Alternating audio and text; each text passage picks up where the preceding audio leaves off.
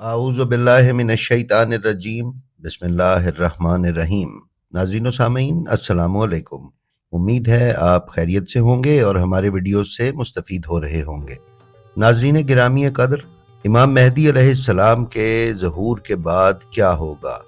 ये एक बहुत बड़ा सवाल है जो हम सब के ज़हन में अक्सर उठता है और हम इसके जवाब की तलाश में सरगर्दां रहते हैं। हमारी आज की इस वीडियो में हम आपको बताएंगे कि इमाम मेहदी अलैहिस्सलाम अज्जलल्लाहु ताला फरजहु शरीफ का जब ज़हूर होगा तो उसके बाद उठने वाली शोरिशों का किस तरह से कला कमा किया जाएगा।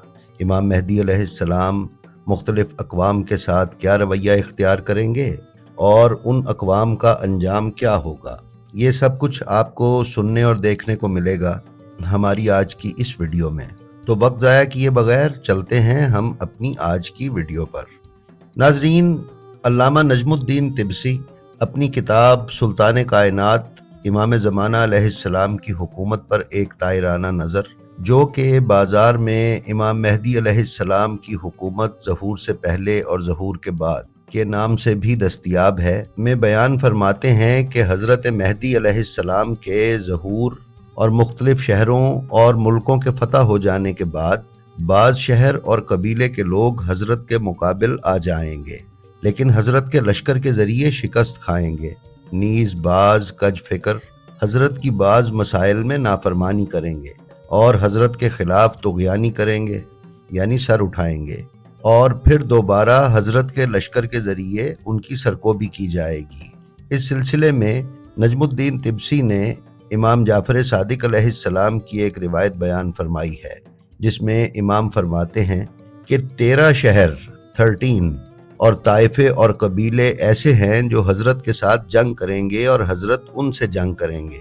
वो 13 कुछ ये हैं: मक्का, मदीना, शाम, बनी उमैया, बसरा, दमनसियान, कुर्द, अरब, बनी ज़िब्बा, गनी, बाहिला, अज़द और सरज़मीन रै के लोग।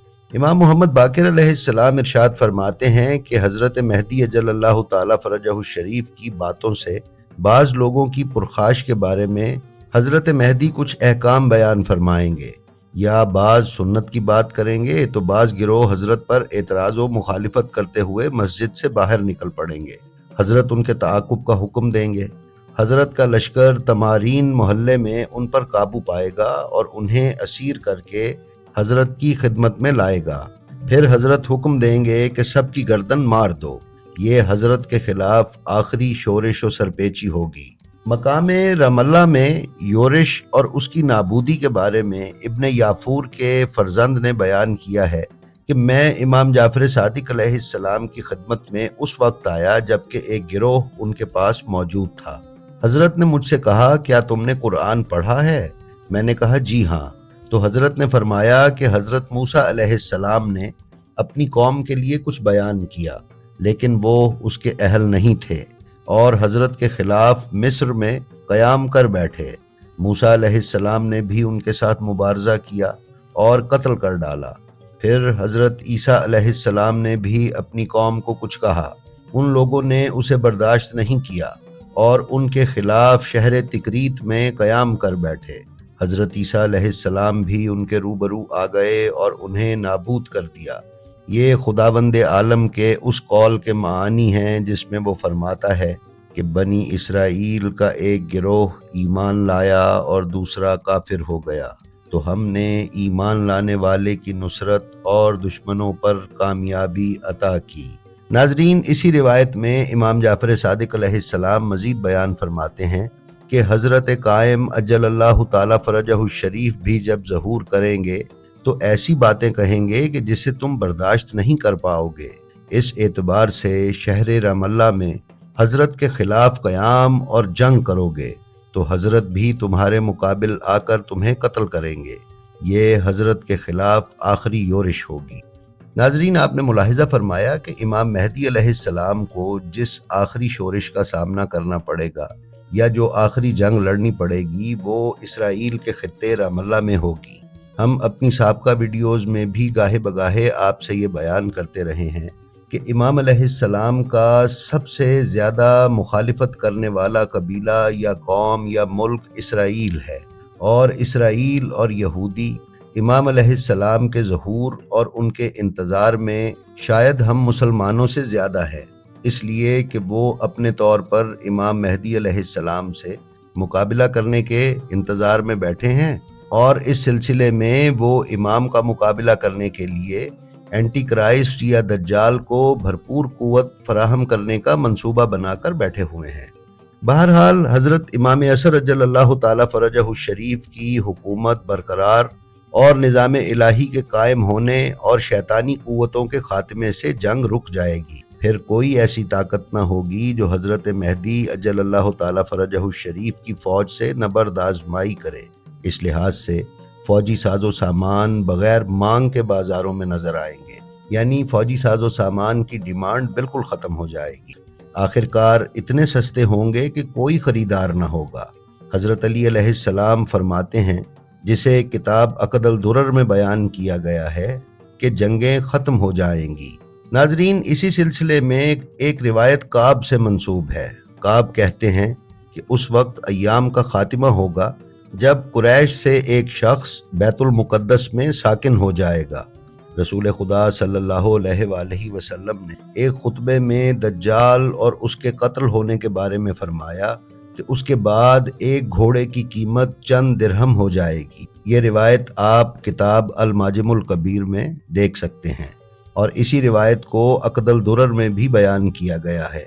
ناظرین، اسی طرح ابن مسعود سے ایک روایت مروی ہے جو یہ ہے کہ قیامت کی ایک علامت یہ ہے کہ عورت اور گھوڑے مہنگے ہو جائیں گے، پھر اس کے بعد سستے ہو جائیں گے کہ قیامت تک پھر کبھی ان کی قیمت نہیں بڑھے گی۔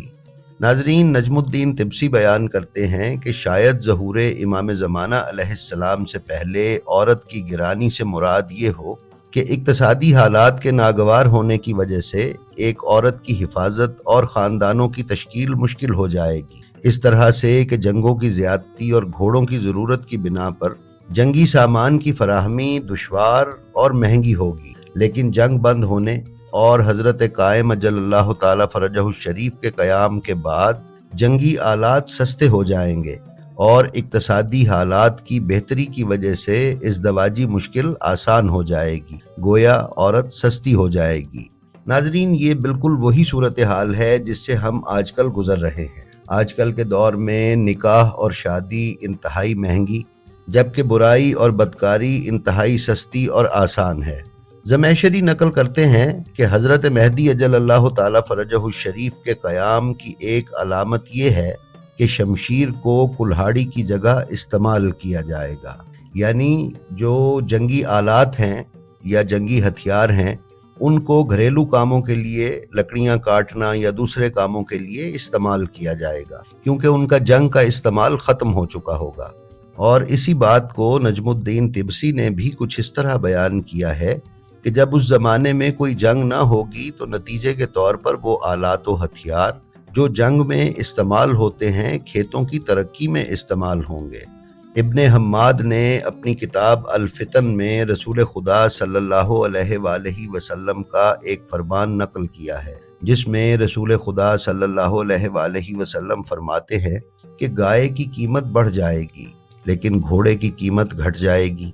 ناظرین، شاید اس روایت کی تفسیر بھی اسی طرح ہو، اس لیے کہ گائے کا استعمال کھیتی باڑی میں ہونے لگے گا اور اس کا گوشت اور دودھ قابل استفادہ ہوگا، لیکن گھوڑوں کا زیادہ تر استعمال جنگی آلات اور جنگی ٹرانسپورٹیشن میں ہوتا ہے، اور جنگ چونکہ ختم ہو چکی ہوگی اور امام زمانہ علیہ السلام جب سب فتنوں پر قابو پا لیں گے تو پھر گھوڑوں اور جنگی آلات کی قدر و قیمت بالکل کم ہو کے ختم ہو چکی ہوگی اور ان کی ضرورت بھی نہیں رہے گی۔ اس لیے گھوڑے اور دوسرے جنگی ساز و سامان کھیتی باڑی اور گھریلو استعمال کے کاموں میں آئیں گے۔ جی تو ناظرین، یہ تھی ہماری آج کی ویڈیو۔ ہمیں امید ہے یہ آپ کو پسند آئی ہوگی۔ اگر آپ ہمارے چینل بلینڈ آف ہسٹری پر نئے ہیں تو برائے مہربانی اسے سبسکرائب کر لیں اور اس کے بیل آئیکن پر کلک کر کے آل نوٹیفیکیشنز کی سیٹنگ کا انتخاب کر لیں تاکہ آپ ہماری آنے والی کسی بھی ویڈیو سے محروم نہ رہ سکیں۔ اس کے ساتھ ہی ساتھ ہماری جو ویڈیو آپ کو پسند آئے اس کا لنک اپنے حلقہ احباب میں شیئر کرنا نہ بھولیں، تاکہ علوم محمد و آل محمد کی نشر و اشاعت میں آپ کی حصہ داری برقرار رہے۔ ہماری آپ سے یہ بھی درخواست ہے کہ آپ اپنا اور اپنے متعلقین کا بے حد خیال رکھیں اور خلق خدا میں آسانیاں تقسیم کرتے رہیں۔ خدا آپ کا حامی و ناصر ہو۔ السلام علیکم۔